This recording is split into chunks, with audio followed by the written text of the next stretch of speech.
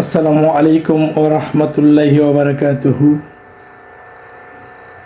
বাংলাদেশ কারিগরি শিক্ষা বোর্ডের অধীনস্থ এইচএসসি বিএমটি শিক্ষাক্রমের সম্মানিত শিক্ষক মণ্ডলী এবং প্রতিষ্ঠান প্রধান মহোদয়গণকে ইএফটি পূরণ সংক্রান্ত ছোট্ট একটি ভিডিওতে স্বাগত জানাচ্ছি।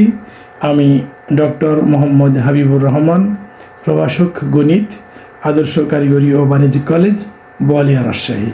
আমরা বেশ কিছুদিন যাবৎ কারিগরি শিক্ষা অধিদপ্তরের ওয়েবসাইটে আমাদের ইএফটি পূরণ সংক্রান্ত বিষয়ে নানাবিধ জটিলতায় ভুগছি। মূলত কারিগরি শিক্ষা অধিদপ্তরের যে ম্যানুয়াল রয়েছে সেই ম্যানুয়ালটি পরিষ্কার না থাকার জন্যই আমরা শিক্ষকরা এই ছোট্ট একটি কাজে হিমশিম খাচ্ছি বলে আমার মনে হয়েছে।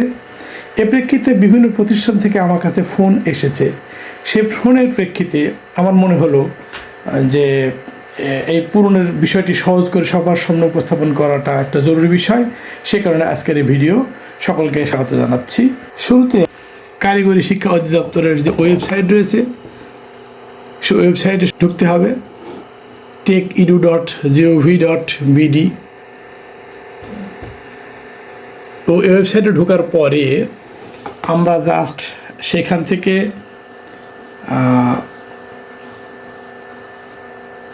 স্ক্রল করে TEMIS এইটাতে ক্লিক করব। ক্লিক করার পরে এই পেজটি ওপেন হবে। তো ম্যানুয়ালের একটি জায়গায় বলা আছে মানে লগ ইন করতে হবে ইউজার আইডি এবং পাসওয়ার্ড দিয়ে। বড় সমস্যাটি হচ্ছে ইউজার আইডি এবং পাসওয়ার্ডটি আমরা কোথায় পাবো সে কথাটি কোথাও বলা নেই। যে কারণে অনেকেই বলছেন বা আরেকটি ম্যানুয়ালে বলাও আছে যে প্রথমে ইনস্টিটিউট রেজিস্ট্রেশন করতে হবে। যে সকল প্রতিষ্ঠান 2010 সাল বা তার পূর্বে এমপিভুক্ত হয়েছেন সে সকল প্রতিষ্ঠানের জন্য ইনস্টিটিউট রেজিস্ট্রেশন করার কোনো রকম প্রয়োজন নেই। সরাসরি আমরা লগ ইন বাটনে ক্লিক করব। সেখানে গিয়ে আমরা দেখতে পাচ্ছি ইউজার আইডি, সাইন করার জন্য ইউজার আইডি এবং পাসওয়ার্ড লাগবে। তো সেই ইউজার আইডি মূলত সকল প্রত্যেকটি প্রতিষ্ঠানের এমপিও কোডটি হচ্ছে ইউজার আইডি। এখানে যে কোনো প্রতিষ্ঠানে এমপিও কোড দেওয়া হোক। আমি এখানে একটা প্রতিষ্ঠানের এমপিও কোড এখানে দিচ্ছি, অর্থাৎ যে কোনো প্রতিষ্ঠানের এমপিও কোডটি ওখানে টাইপ করতে হবে। দেখতে পাচ্ছেন যে সকল এমপিও কোডের আগে বি বা কোনো অক্ষর রয়েছে সেই অক্ষর সহ এমপিও কোডটি দিতে হবে।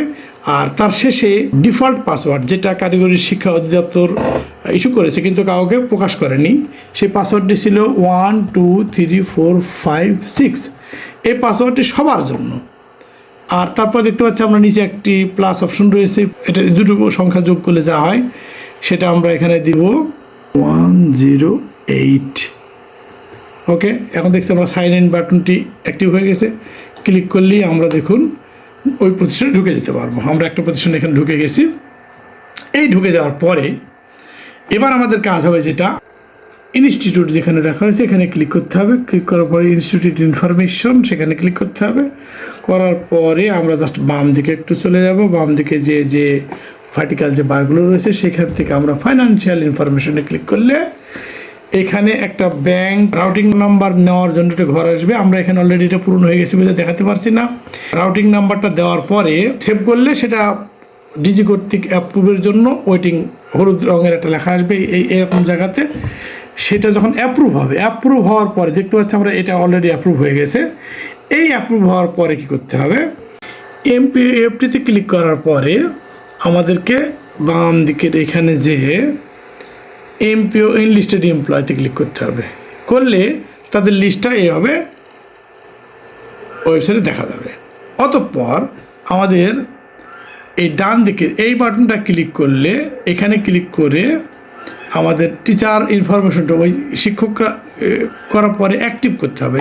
মানে যে একটা এটা অলরেডি অ্যাক্টিভ করা আছে যে কারণে আমি দেখাতে পাচ্ছি না। এই বাটনটা ক্লিক করার পরে তারা কর্মরত কি না সেরকম একটা ঘর আসবে এই পজিশনে। সেই ঘরে ডান দিকে ক্লিক করে তারা কর্মরত ক্লিক করে সেভ ওকে করতে হবে। করলে অতঃপর এইভাবে এই যে এডিট বাটনটি অ্যাক্টিভ হবে। এই এডিট বাটনটি অ্যাক্টিভ হওয়ার পরে এবার এডিট বাটনে ক্লিক করে এই শিক্ষক বা কর্মচারীর তথ্যগুলো আমরা দেখতে পাচ্ছি এখানে দুটো ফরম্যাট আছে, বিদ্যমান তথ্য আছে একটা, আর ডানে আছে সংশোধিত হালনাগাদ তথ্য। এই বিদ্যমান তথ্য যদি ঠিক থাকে জাস্ট এখানে একটা ক্লিক করে দিলেই কিন্তু এইখানে ক্লিক করে দিলেই সেই তথ্যটি ডান দিকে এসে হাজির হয়ে যাবে। যদি ঠিক থাকে এটা লিখে দিব, ঠিক না থাকলে আমরা এখানে নতুন করে টাইপ করে দিব। এই হলো ব্যাপার। আর তারপরে নামটি এনআইডি অনুযায়ী বাংলায়, তারপর পিতার নাম এনআইডি অনুযায়ী ইংরেজি, মাতার নাম এনআইডি অনুযায়ী ইংরেজি। এবং এখানে আরেকটি মজার বিষয় রয়েছে, এখানে পরিষ্কার করে বলা আছে এনআইডি অনুযায়ী তথ্য ইনপুট করতে হবে। অর্থাৎ এমডি এর পরে ডট যদি থাকে এনআইডিতে সেখানে ডট দিতে হবে, আর যদি না থাকে কারো এনআইডিতে তাহলে সেটা দেওয়ার প্রয়োজন নাই। আচ্ছা, অর্থাৎ নাম, পিতার নাম, মাতার নাম এইগুলো পূরণ করার সময় জেন্ডার, রিলিজন এগুলো দেখতে পাচ্ছি আমরা, সব ক্লিক করলে পূরণ হয়ে যাবে, মেল ফিমেল যাই হোক সে পরিষ্কার পূরণ হয়ে যাবে। এবারে শেষে দেখতে পাচ্ছি মোবাইল নাম্বার পরিষ্কার করে বলেছে নিজস্ব এনআইডি দিয়ে নিবন্ধিত হতে হবে, কথাটি পরিষ্কার করে বলা আছে। সুতরাং এই ব্যাপারটা ওটি খেয়াল রাখতে হবে, যেই মোবাইল নাম্বারটি নিজস্ব এনআইডি দিয়ে নিবন্ধিত আছে সেই মোবাইল নাম্বারটা এখানে দিতে হবে। ইমেল অ্যাড্রেস দিতে হবে, ইমেল অ্যাড্রেস যদি কারো না থাকে সেক্ষেত্রে প্রতিষ্ঠানের ইমেল ব্যবহার করতে পারে, কোনো অসুবিধা নেই।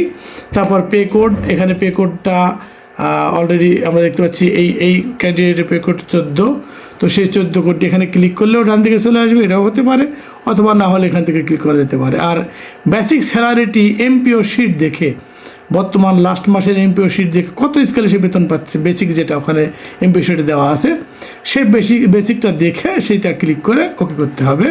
তারপর ওন ডিস্ট্রিক্ট, যার জন্ম ডিস্ট্রিক্ট যেখানে অলরেডি রাজশাহী আছে, রাজশাহী থাকে, আমি এখানে ক্লিক করলে সে ডান দিকে রাজশাহী চলে আসবে।